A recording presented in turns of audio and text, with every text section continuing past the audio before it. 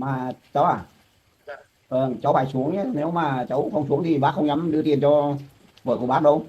dạ vâng. Với lại là cháu xuống là để làm chứng kiến đấy. Cháu này, dạ. Lại thì cháu cũng đã biết đấy. Hôm nọ thì đứa em cậu xuống đây, thì cứ khăng khăng đòi về nhà cửa tài sản cho vợ bác. Thì đối với bác cũng đã thống nhất, vợ chồng bác đã thống nhất rồi. Thì cô ấy chỉ lấy mỗi chiếc xe và những đồ của tư trang cá nhân thôi. Thôi, anh chỉ có bằng này em cầm để trang trải cuộc sống Vâng, em nhé. em cảm ơn anh nhé.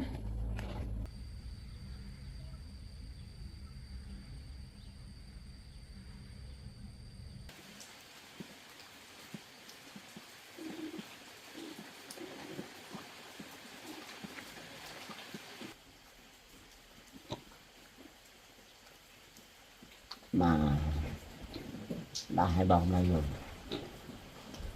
không có tin tức gì chắc không mày không nhiều ra tin tức gì về để mình biết. Với lại không để con trai mình về đến nhà cũng chẳng thấy nói gì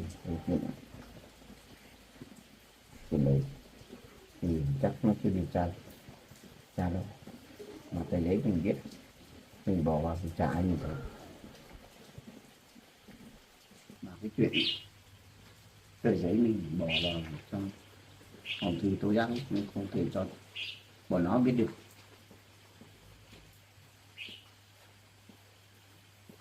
Bây giờ mình không biết làm cách nào để cho nó tin tưởng mình. Mình nhớ ra rồi. Hôm nọ mình có hứa với nói rằng là mình sẽ cho ít tiền cho vợ mình. Cái hôm em cậu xuống đòi, sao hôm nay mình cũng ở nhà, mình gọi nó xuống để nó chứng kiến.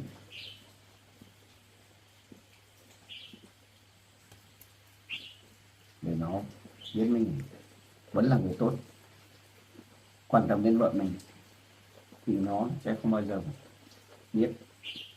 Mà chỉ có cách này thôi thì nó mới đỡ nghi ngờ mình.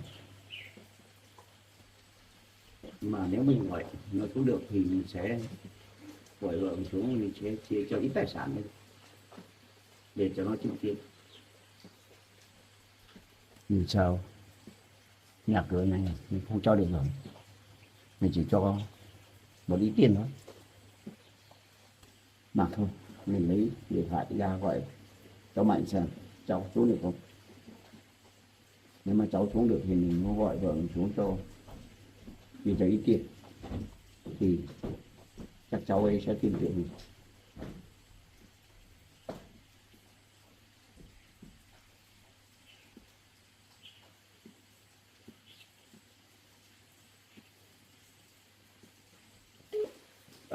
Cháu Mạnh à? Mà cháu đang ở nhà hay là ở đâu vậy? Cháu đang ở trên cơ quan à? Mà bây giờ bác gọi điện cho cháu tình là thế này. Chuyện hôm nọ, vâng, hai vợ chồng bác đã ly hôn đấy. Thì trong cái chuyện ly hôn ấy, tài sản thì cô đấy không lấy thứ gì cả, chỉ lấy một chiếc xe máy và nó nội dùng cá nhân thôi. Thế bây giờ và qua em cậu cũng xuống đòi, thế thì bác cũng nghĩ đi nghĩ lại đấy. Thôi thì cũng có công cuộc của đấy, thì bác cũng muốn là chia cho ít tài sản, nhưng mà tài sản là chả có gì, nhưng mà nhà cửa thì cũng có thể chia được, thì bác muốn cho ít tiền đấy. Thì cháu có thể xuống được không thì xuống nhà bác để bác gọi bờ bác xuống để chia cho cô ấy ít tiền. Bác đang ở trên nhà mà, ở dưới nhà này thôi. Nếu thế được thì bác sẽ gọi vợ bác xuống để chia cho cô ấy. Mà cháu à, cháu phải xuống nhé, nếu mà cháu không xuống thì bác không dám đưa tiền cho vợ của bác đâu. Với lại là cháu xuống là để làm chứng kiến đấy, để sau này Để sau này đỡ phải là nói là bác không chia tài sản gì cho vợ bác, để các em cậu của tôi xuống đòi thì nó phức tạp lắm. Thế cháu phải xuống nhá. Thế nhé, xuống cho bác. Đấy, mà thì nó thì nó cũng rất là nhiệt tình ủng hộ và giúp đỡ mình thôi. Với lại cái chuyện đấy thì chắc nó không nhiều để ý đến mình và không biết mình làm. Nếu mà như thế thì mình cũng phải gọi vợ mình xuống để chia cho vợ mình ít, gọi là chia thôi. Và với lại cho mày xuống làm chứng kiến thì nó sau này đỡ phải kiện cáo hoặc là gọi là đòi thôi.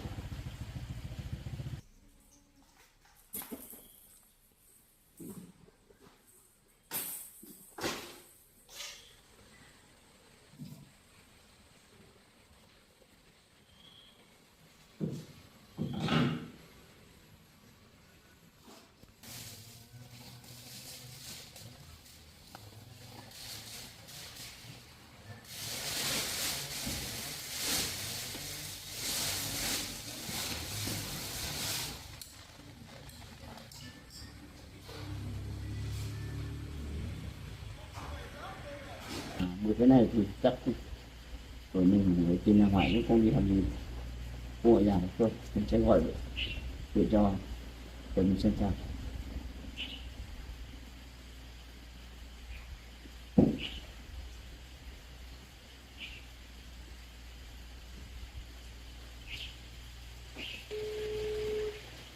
Có chung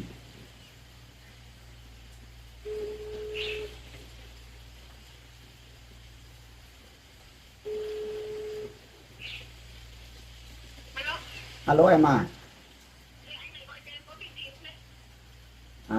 em này, anh hôm nay anh gọi điện cho em là chuyện là thế này.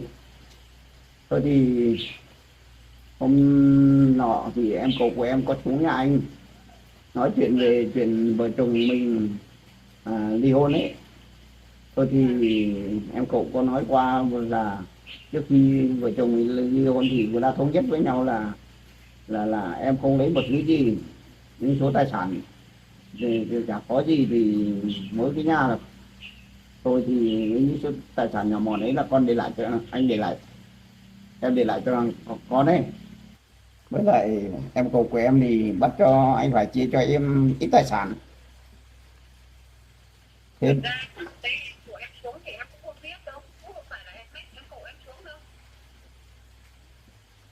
thế à? Nhưng em cậu của em xuống lên đây thì nói là bảo trước khi vợ chồng mình chia tay thì không được một thứ gì, thì em cậu của em bức xúc ấy. Thế bây giờ anh cũng nghĩ lại là thôi, sau bao nhiêu năm hai vợ chồng mình cùng nhau cố gắng xây dựng cơ ngơi này, thì lúc chia tay đi nhau thì em đi, anh ở lại trả cho em được thứ gì thì anh nghĩ cũng không được cho ấy lắm. Thế thì thôi bây giờ anh nghĩ lại rồi, em cứ xuống đi, xuống để anh chia cho em ít tiền.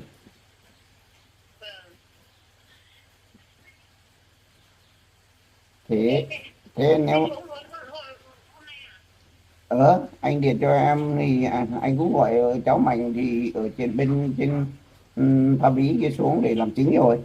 Mà khi anh làm vậy bây giờ thì em nghĩ sao?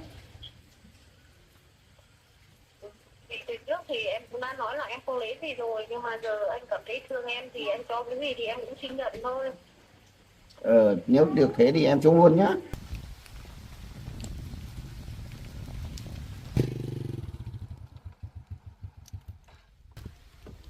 Không biết rằng hôm nay bác Cường cho bác Mới những thứ gì, nhưng mà thôi mình cứ xuống đây để làm chứng cho hai bác ấy.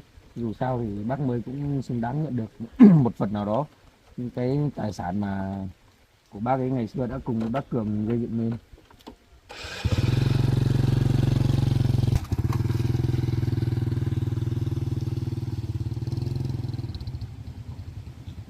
Đúng rồi, sau đấy cả. Vâng, cháu đến rồi. Bác Hải đến chưa bác? Bà gái đi trước, bác còn chuyện mình mà chưa đến, xong rồi đấy đi. Vâng, vâng.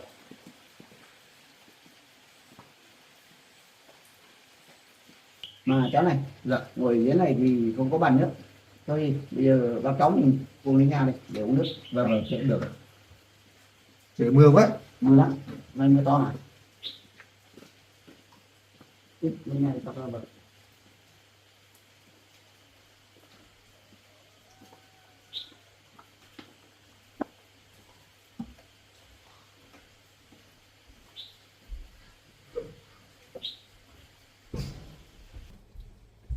Ngồi nhà đi cháu, ngồi đi.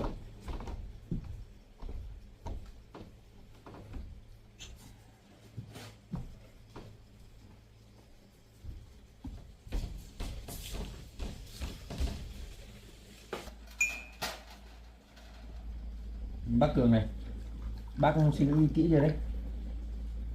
Vâng, những cái chuyện bác hội trao đổi với cháu thì bác cũng đã suy nghĩ kỹ ạ, cháu nữa đấy. Vâng. Cái này thì cháu cũng nói từ lần trước rồi nhá. Cháu không ép buộc bác hay là không ép buộc bác luôn nhá. Và cũng không phải là bắt bác là phải là chia tài sản nhá. Cái này là do bác tự nguyện thôi nhá. Vâng, đúng rồi. Vâng, cháu nói rõ ràng ấy, không đến nữa lại bảo là cháu ép buộc hay là tác động cái gì đấy để mà bác chia cho bác 10 cái thì nó không phải đâu nhé. Cháu thống nhất trước là như vậy. À cháu này, Dạ. lại như cháu cũng đã biết đấy. Hôm nọ thì đứa em cậu xuống đây Vâng. thì cứ khăng khăng đòi về nhà cửa tài sản thứ cho vợ bác, thì đối với bác cũng đã thống nhất, vợ chồng bác đã thống nhất rồi. Thì cô ấy chỉ lấy mỗi chiếc xe và những đồ của tư trang cá nhân thôi, còn số tài sản với nhà cửa thì để cho con trai. Nhưng mà em cậu xuống cứ khăng khăng thôi thì bà cũng nghĩ đi nghĩ lại, sau 3 năm vợ chồng cùng dâu xây dựng, thôi bây giờ bà có đã quyết định chia cho cô ấy một ít tiền. Vâng. Cháu nghĩ bác không suy nghĩ như vậy là đúng.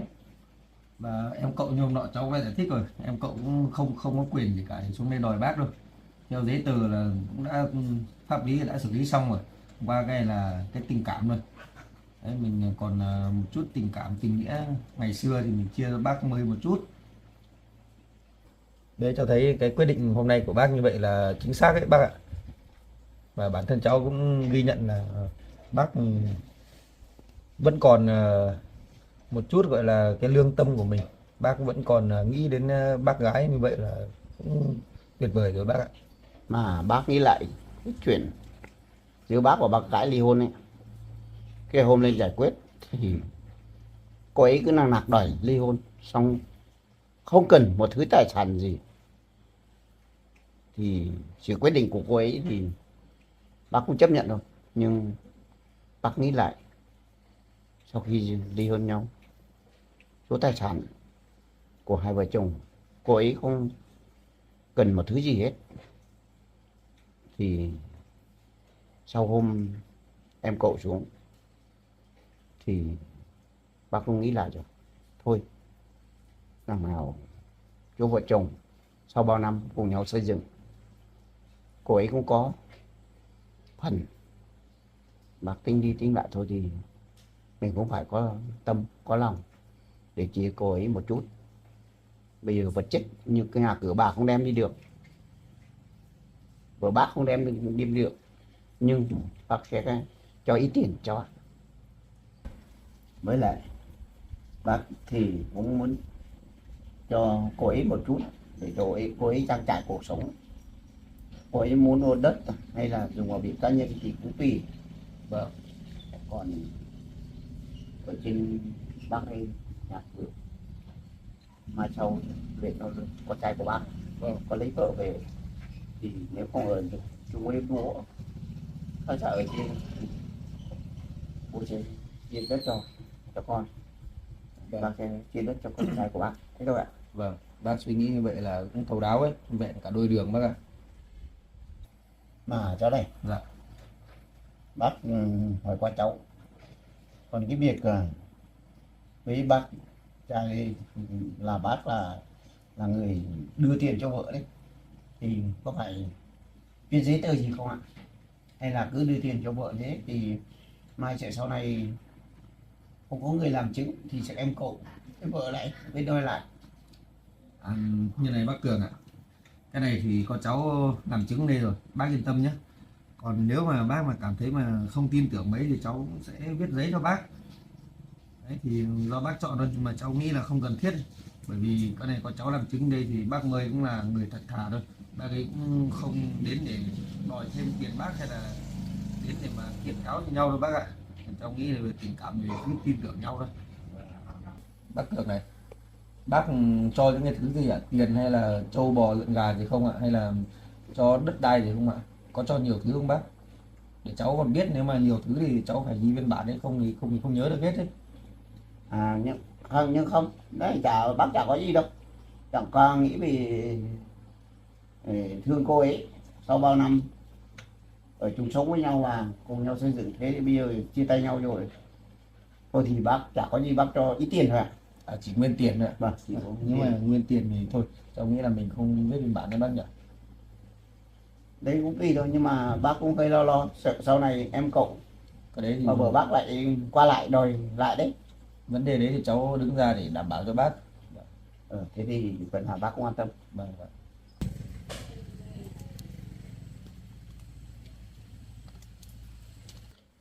Không biết hôm nay ông Cường lại gọi mình xuống, không biết ông chia cho mình cái gì đây mà thật, không biết thật hay là ông nói dối nữa, mà kể cả mình xuống chắc cũng không sao đâu.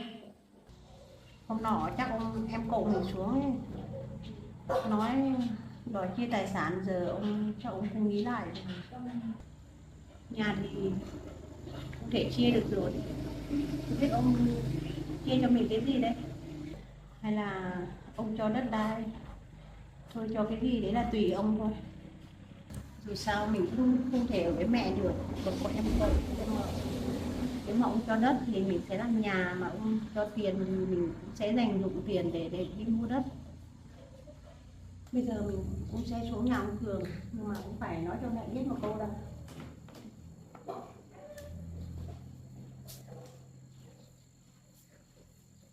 Mẹ ơi, con xuống nhà con một lúc. Hai vợ chồng bảo ly hôn còn xuống đấy làm gì?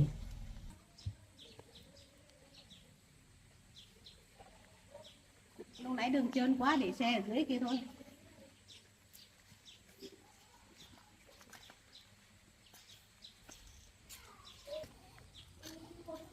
Thời gian này cứ mưa suốt, đường lên thì trơn nữa, không lấy xe lên được.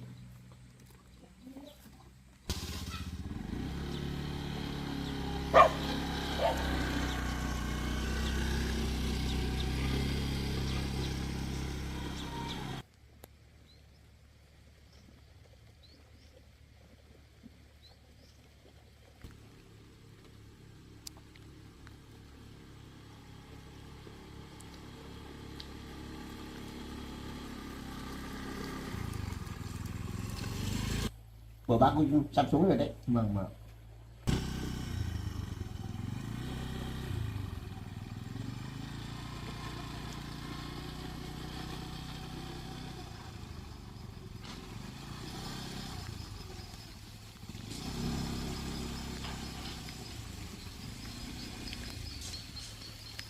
Thương này, thương này. Em ra lên nhà đi. Mưa to lắm hả em? Vâng. Thôi em bỏ áo mưa lên nhà đi em.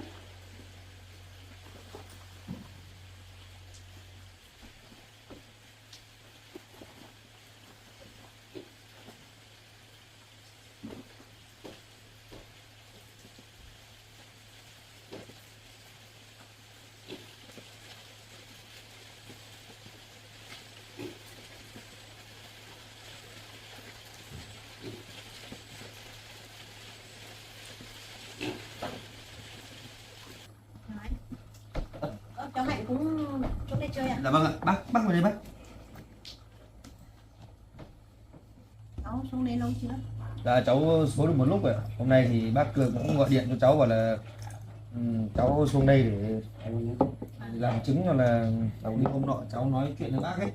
Là bác Cường sau khi suy nghĩ thì bác Cường muốn gọi là có một chút tấm lòng gọi là san sẻ cho bác, gọi là cũng thế bác Cường mà là cho bác một phần nào đấy, còn cho bao nhiêu thì cái này cháu cũng chưa rõ được, cháu cũng chưa hỏi. Đấy, bác cũng vừa nhận được cuộc gọi điện thoại của ông Cường gọi cho bác xuống đây. Thực ra cũng chưa biết xuống đây có việc gì cháu ạ. Thực ra em ạ, Vâng. cái hôm lên giải quyết thì anh bực, cho nên anh quyết định ký hôn đi đơn ly hôn với em. Thì bây giờ anh nghĩ lại cái số tài sản cơ ngơi vợ chồng mình mấy năm trước xây dựng đấy, thì bây giờ anh cũng sẽ thuần em một chút. Cái hôm đi giải quyết ấy thì em cũng tự nói là em không lấy gì, chỉ đi 2 bàn tay trắng thôi. Nhưng mà giờ anh nghĩ được như vậy, với lại anh còn cảm thấy thương em thì anh cho được bao nhiêu thì em cũng xin nhận thôi ạ. Thực ra hôm nay anh gọi em xuống đây ngoài mục đích là ngày trước chuyện ly hôn thì cũng đã giải quyết xong, nhưng anh nghĩ đi nghĩ lại, bây giờ số tài sản này, căn nhà và số đất thì những nguyện vọng của em muốn để cho con ấy, thì anh vẫn để nguyên đấy cho con. Anh không bán đâu. Thế anh gọi em xuống thì thôi thì anh cũng xoay trở được một ít tiền, thì anh cũng sẽ chia cho em một chút để là gọi là để cho em bươn trải cuộc sống. Em đi mua nhà thì mua hay mua đất thì mua cũng tùy em thôi. Anh cho cũng chả được bao nhiêu, nhưng mà anh sẽ cho. Vâng, nếu thế thì em cũng xin cảm ơn anh. Bác ơi ạ, Vâng. đấy như bác Cường đã trình bày ấy, thì câu chuyện là như thế. Còn bây giờ ấy thì bác Cường thì bác xem là có cháu ở đây làm chứng. Bác hôm nay thì bác cho bác Mới những cái gì và cho những cái tiền hay là tài sản gì thì bác cũng thực hiện luôn đi, để cháu còn làm chứng, mà cháu chắc là cháu cũng phải viết một tờ giấy vào đấy để sau này nhỡ đâu có chuyện gì xảy ra thì cả hai bên cũng sẽ không kiện cáo được gì nhau cả. Không nghĩ là cháu định không biết đâu, nhưng mà cháu nghĩ đi nghĩ lại thì thôi mình cứ viết một tờ giấy vào đấy cho nó làm căn cứ về sau này bác ạ. Cháu nói thế cũng đúng đấy cháu mày. Vâng. Bây giờ bác sẽ lấy tiền về cho vợ bác, rồi bác cho cháu viết cho bác có tờ giấy để Vâng, làm vâng. căn cứ sau này đó. Vâng vâng vâng. Cháu.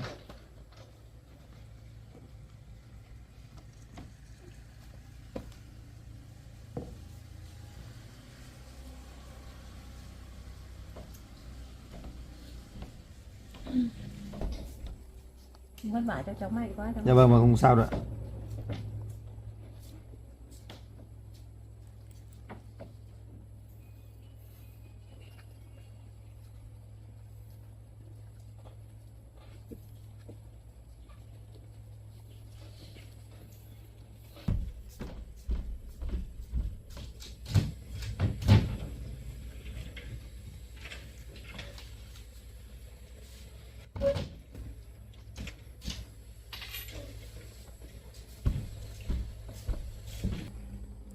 Bác Cường này, bây giờ bác cho bác gái bao nhiêu tiền cháu không ghi vào đây ạ?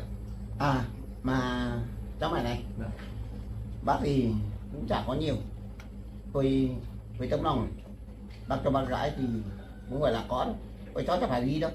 Không ạ, bác cứ nói rõ để cháu ghi rõ số tiền đây ạ. Mình đã ghi thì mình ghi rõ ràng với bác. À thế à? Vâng, mình cứ rõ ràng với nhau đi. Cháu mày này, Dạ. bác thì cũng chả có nhiều, Vâng. thôi thì bác chỉ gom góp được 100 triệu thôi ạ. Thế là bác sẽ đưa cho bà gái. Mà em này, Dạ. thôi thì em cũng nghĩ ngày trước vợ chồng mình cùng nhau xây dựng ấy, thì cưng ngươi này chúng mình đều dành cho con. Còn bây giờ anh chẳng có gì giúp em, thôi anh chỉ có bằng này em cầm để về trang trải cuộc sống Vâng, em nhé. em cảm ơn anh nhá. Số tiền này thì em cũng cảm ơn anh nhá, em cũng xin nhận lại ạ. Bác ơi, bác có cần đếm lại cho chắc chắn không ạ? Không, không cần đến thôi cháu ạ. Vâng, nếu mà đã bác mà không cần đếm thì cháu sẽ ghi vào đây là 100 triệu đồng nhé. Còn nếu mà Vâng. về Không, sau không này cần phải nếu đếm mà đâu. thiếu hay như nào thì bác là người phải chịu đấy nhé. Vâng. Vâng, nếu mà Không, không thiếu đâu cháu ạ, bác Vâng. là kiểm mà đếm đủ rồi ạ. Vâng vâng vâng.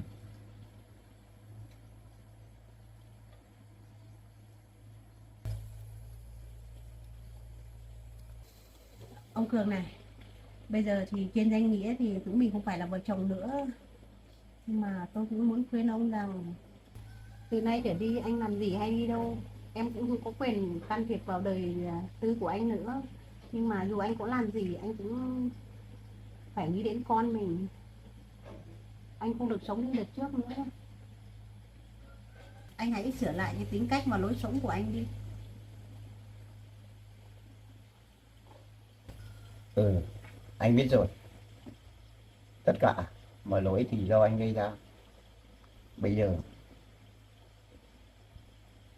anh mới nghĩ ra lỗi ấy phải tại em, lỗi ấy là ở anh. Cuộc sống bây giờ dù nó như thế nào chăng nữa thì và mọi thứ anh sẽ dành cho con hết, em cũng không phải lo nữa đâu. Bác Cường, bác ơi, số tiền này bây giờ bác người giao tiền bác Cường bác ký vào cháu ấy. Đây.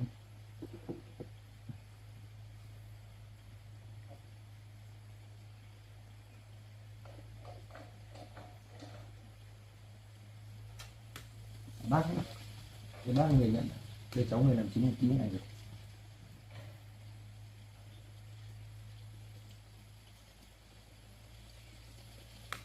Đây. Đây nhé, số tiền này thì giờ là của bác nhận được. Cháu thấy bác Cường như vậy là cũng rất là tình nghĩa rồi.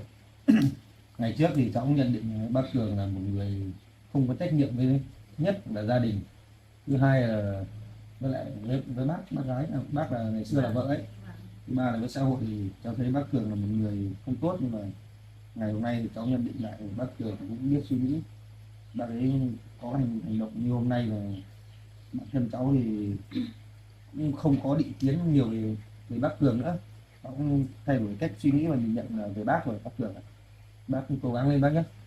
Vâng cháu. Vâng. Bác cảm ơn cháu Mạnh. Vâng ạ. Mà cháu Mạnh, Dạ. cái việc bác làm đã qua, bác đã nhận ra lỗi của mình rồi. Vâng. Nhưng lúc bác không kiềm chế được, bác cũng cầu mong cho vợ bác tha thứ, nhưng mà vợ bác cũng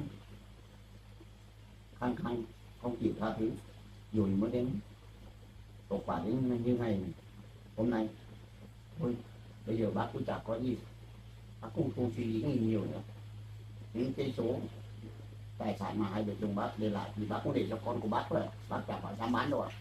Nhưng bây giờ tôi của có ít tiền thì bác cho bác cái là vợ của bác thì chưa, thôi thì em cứ nhận đi, của ý lòng nhiều em cứ nhận đi.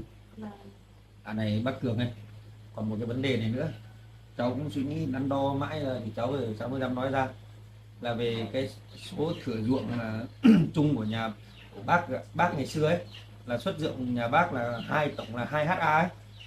Thì bây giờ bác có thể sau vụ thu hoạch này xong thì bác có thể chia cho bác 10 một ít được không? Về bác ấy lên trên kia thì bác ấy cũng cần ruộng canh tác ấy. Để cháu nghĩ là bác cho tiền thì là hợp lý thôi, nhưng mà bây giờ quan trọng là người nông dân như mình cần có cái ruộng, sau này bác ấy còn cấy bác ấy còn trồng trọt cái gì đấy, có đất thì mới làm được bác ạ. Bác suy nghĩ cái vấn đề đấy xem là có được không thì là bác cho thêm bác 10, còn nếu mà không được thì cháu cũng không ép buộc rồi. Uống nước đi cháu. Vâng. Em uống nước đi. Cháu nói thế bác mới nhớ ra.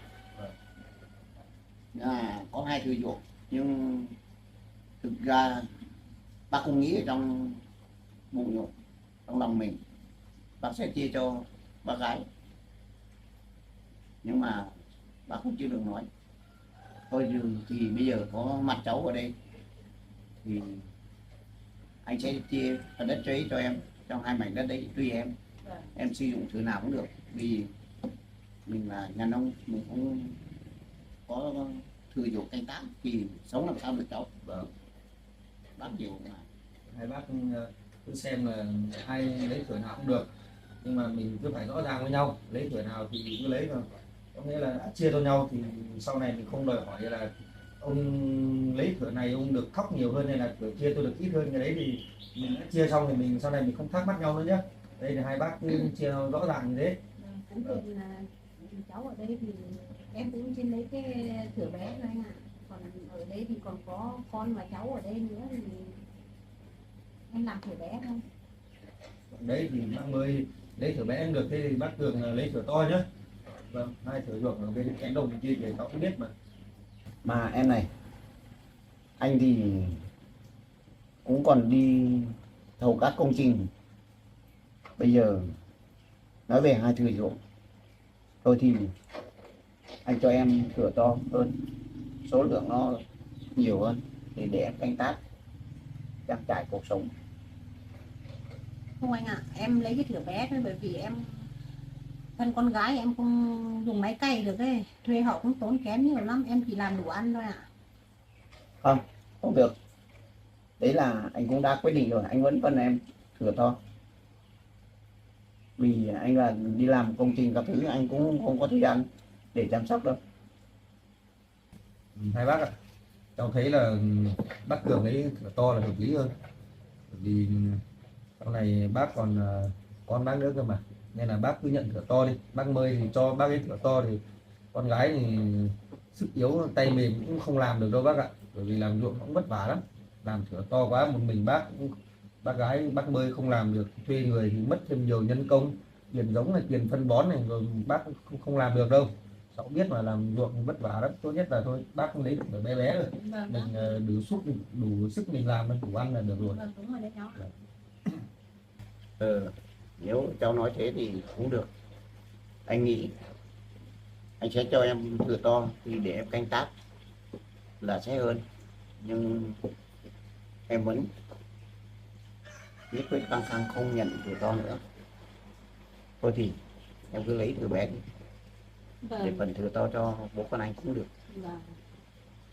Đấy, hôm nay anh cũng gọi em xuống đây cũng chả có mục đích gì được, cũng chỉ vì anh nghĩ là từ bà vợ chồng mình ngày xưa, cho nên hôm nay anh mới gọi em xuống, anh cũng chỉ cho em được một chút, em có cả tấm này làm chứng ở đây. Thôi thì những gì đây anh cho thì cũng chỉ là gọi là của ý lòng nhiều, em nhận đi, em cất đi. Như vậy là cũng khá là nhiều ấy, 100 triệu đối với nông thôn đấy cũng là số tiền rất là lớn rồi bác ạ. Thế bác bây giờ bác cất tiền đi bác Mười ạ. Bác Cường nhá, tâm lý là như hôm nay tôi nói từ đầu là bác thoải mái đúng không? Đây là bác tình nguyện thôi nhé, chứ không phải ép buộc nhá. Vâng, đấy là đấy từ nguyện ạ.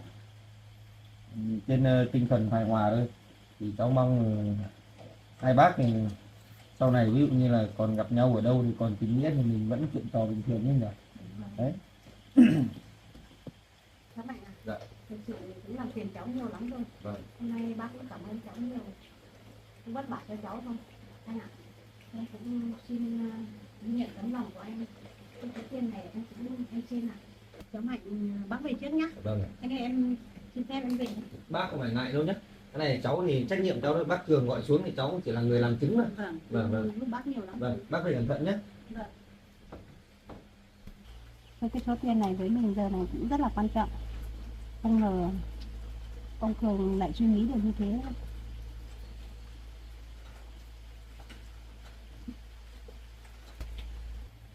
Đấy, mọi việc thì cũng xong rồi bác Cường ạ. Cháu thì cũng ghi nhận là bác đã có sự thay đổi và suy nghĩ của bác là cũng tốt hơn rất nhiều rồi.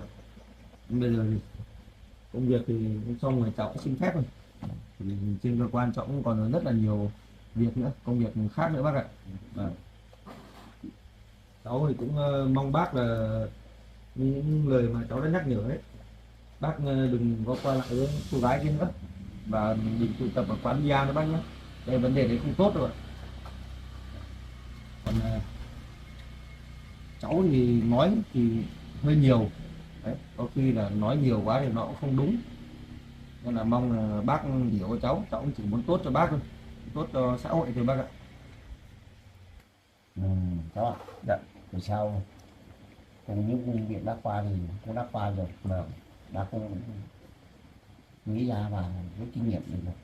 Và thôi thì bây giờ mọi chuyện thì có thể nó sẽ làm lại từ đầu, nhưng chắc không sao. Tôi thì hôm nay dù gì thì bác cũng cảm ơn cháu để xuống làm chứng kiến. Vâng. Để bác có một chút gọi là cho cô ấy về bươn chải cuộc sống trong lúc khó khăn này. Bây giờ cháu xin phép rồi bác ạ. Vâng, bác cảm ơn cháu nhé. Vâng, không có gì rồi, trách nhiệm của cháu mà. Vâng. Giao cho bác chứ. Vâng, chào cháu. Mà mình cũng chỉ nghĩ nếu mà không cho tiền vợ mình thì chắc cũng không được, vì trong lúc khó khăn này cô ấy cũng bươn chải trong cuộc sống, mà nhất là thằng em cậu, thằng này với lại nó tính nữa. Nếu mà không cho thì chắc không xong.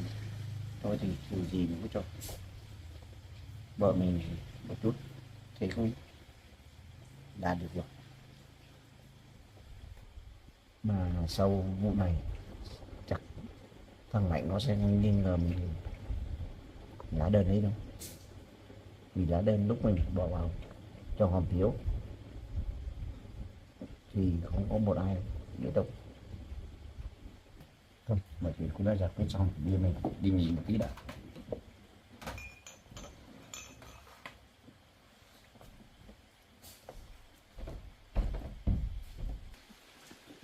Rất là tốt, bác Cường cũng đã biết suy nghĩ và bác ấy cũng thay đổi rồi. Mình cũng hy vọng là từ giờ về sau thì bác ấy sẽ thay đổi nhiều hơn để trở thành một người tốt, một người có ích cho xã hội.